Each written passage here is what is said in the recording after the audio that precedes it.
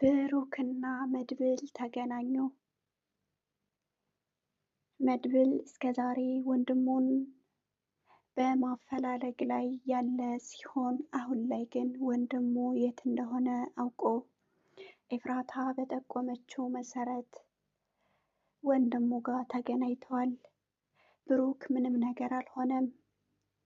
ብሩክ ሙቷል፣ እንደውም ቀጥቅጠው ገለውታል ብለው ለቤተሰቡ የተናገሩት ሰዎች ውሸት እንደሆነ መድብል ተናገረ። መድብል ከቤት ሲወጣ ቅድስትን ልጄን አደራ፣ እንደውም ምሳሌን አደራ፣ ወደ ትምህርት ቤትም እንዳትወስጃት፣ እንዳትሄድ፣ ምሳሌ ከቤት እንዳትወጣ፣ ማንም ሰው በሩን ቢቆረቁርላችሁ ለማንም ሰው በሩን እንዳትከፍቱ ብሎ ለቅድስት እንዲሁም ምሳሌ ከቤት እንዳትወጣ ብሎ በሄደበት ምክንያት እንዳጋጣሚ ሌላ ሰዎች መጥተው በሩን ይቆረቁራሉ። ምሳሌም ምንድን ነው ብላ በሩን ከፍታ ሄደች።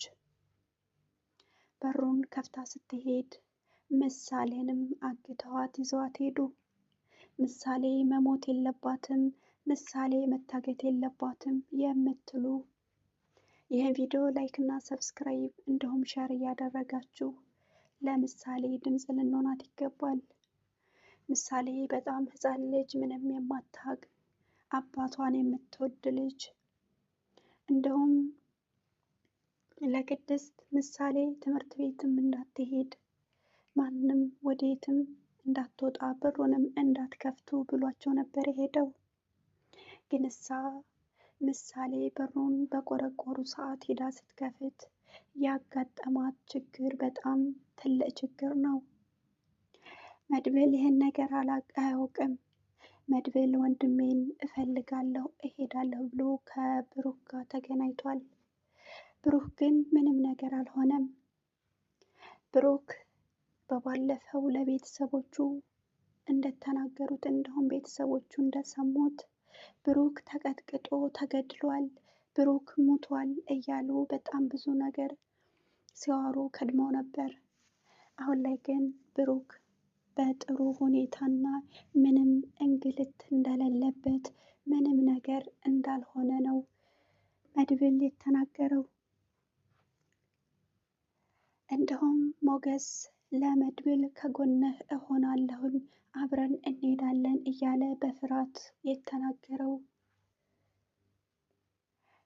ሞገስ ለመድብል ከጎንህ ሁኜ አብረን ሂደን ነገሮችን እናስተካክላለን፣ ወንድምህን እንዲሁም ጓደኛህን እንፈልጋለን እያለ ሲፎክር የነበረው ሞገስ በፍርሃት ምክንያት ቀርቷል።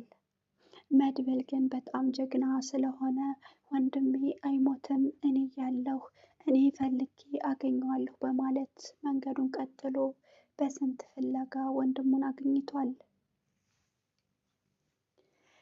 መድብልም ቢሆን ለወንድሙ ያለው ፍቅር እንዲሁም ለወንድሙ ያለው አክብሮት ወንድሜ ምንም ነገር መሆን የለበትም እኔ ያለሁ ባለበት ምክንያት ወንድሙን ሊያገኝ ችሏል። የምሳሌ መታገት በጣም አስደንግጦታል። ልጄ ለምንስ በሩን ከፈተች? አደራ ብዬሽ አልነበረም እንደሄድኩት? በሩን ስትከፍት ለምን አንቺ አትክፈች አላልሻትም? አሁን ማነው ይዟት ሄደው? እያለ መድብል በጣም በጭንቅ ውስጥ ወጣ። መድብል እስከዛሬ ያላሰበው ያላቀደው በልጄ ይመጡብኛል ብሎ አንድም ቀን ያላሰበው መድብል አሁን ላይ ግን ምሳሌን አግተዋት በመውሰዳቸው በጣም ተደናገጠ። ምሳሌ ገና ሕፃን ልጅ ናት፣ ምንም አታውቅም፣ ለምንድን ነው ምሳሌ የምትታገተው? በማለት መድብልም በጣም ደንግጦ ብሩክን በቃ ከታገተበት እንሂድና እስኪ ነገሮችን ደግሞ እናመቻች በማለት ብሩክን ይዞ ለመውጣት ቢሞክርም በአካባቢው ያሉ ጠባቂዎች ብሩክን ይዞ እንዳይወጣ አድርገውታል። ብሩክ አሁንም ያለው እዛው እገታ ቦታ ነው። መድብል ጀግንነቱ ከወንዶች በጣም ጀግና በመሆኑ ብሩክን ይዤ እሄዳለሁ ብሎ በመታገሉ እሱንም ወደ ውጭ አስወጥተው ወርውረውታል። ቢሆንም ግን መድብል አሁን ላይ ወደ ቤት ተመልሶ የምሳሌ ነገር ደግሞ በጣም አሳስቦታል። ምሳሌ ትታገትብኛለች እንድትሆንብኛለች ብሎ አስቦም አያውቅም። ምሳሌ በጣም ሕፃን ልጅ ናት፣ ማንም ላይ አትደርስም። በእኔና በወንድሜ ምክንያት ምሳሌን ነው ያገቷት እንጂ ምን አጥፍታ ነው? እሷ ሕፃን ልጅ ናት በማለት በጣም ተገረሙ፣ በጣም አዘነ። ብሩክም ወደ ቤት ይመለሳል ያሉት ወደ ቤት ሳይመለስ ቀረ። ነገሮች ሁሉ እንዳሉ ዝብርቅርቅ አሉ። ምሳሌም ታገተች፣ ብሩክም ታግቷል። አሁን እንግዲህ ሁሉም ነገር ወደ መድብል ነው የሚሆነው። መድብል ነገሮችን ለማስተካከል ቢሞክርም ግን አልሆነለትም። እዛ በወንድሙ ያስባል፣ እዚህ ደግሞ በልጁ ያስባል። ከየትኛው ይሆን? አንደኛ ነገር የብሩክና የምሳሌ አሳጋጅ ዝና እንደሆነ ይናገራል። ዝና ብሩክን ባሳገተበት ምክንያት ልጅንም አሳግቷታል። ከኛ ያለው ምንድን ነው? ምንድንስ ነው ችግሩ? ችግሩን ለምን አይነግረንም? በማለት ብሩክ ወደ ፖሊሶች ይናገራል። ፖሊሶቹም ምላሽ ባይሰጡትም ለጊዜው፣ አሁን ላይ ግን ለወደፊት ብዙ ነገሮችን እንደምንቋቋምና በፖሊሶች ወንድሜንና ልጄን እንደማገኝ ተስፋ አለኝ። እኔ ለምንድን ነው እንደዚህ ፈተና የበዛብኝ? በማለት ይበሳጫል።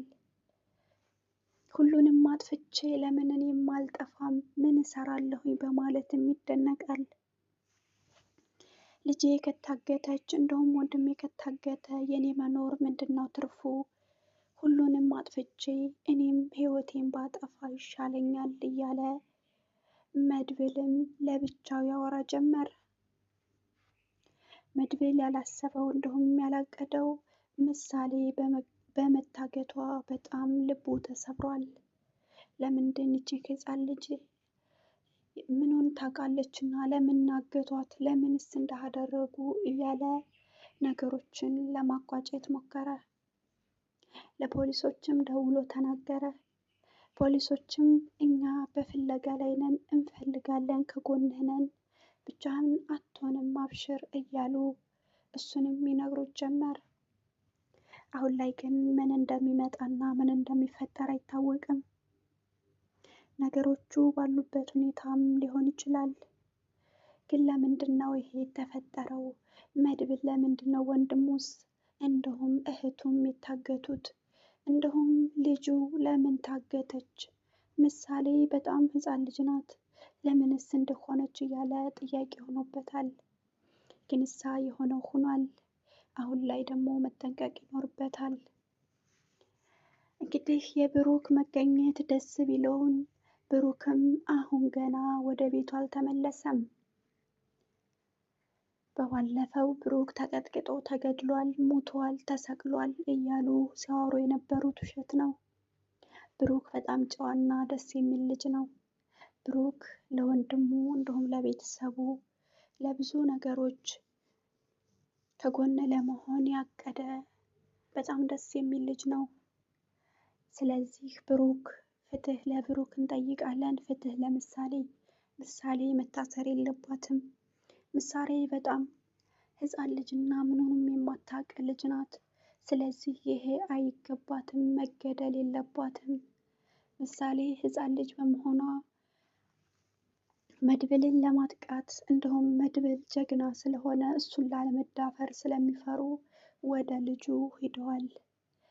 ልጁ ለምንድን ነው ይህ ነገር የተፈጠረው ብሎ ሲጠይቅ ነገሮችን ለማስተካከል እየሞከረ ነበር፣ ግን አልሆነለትም።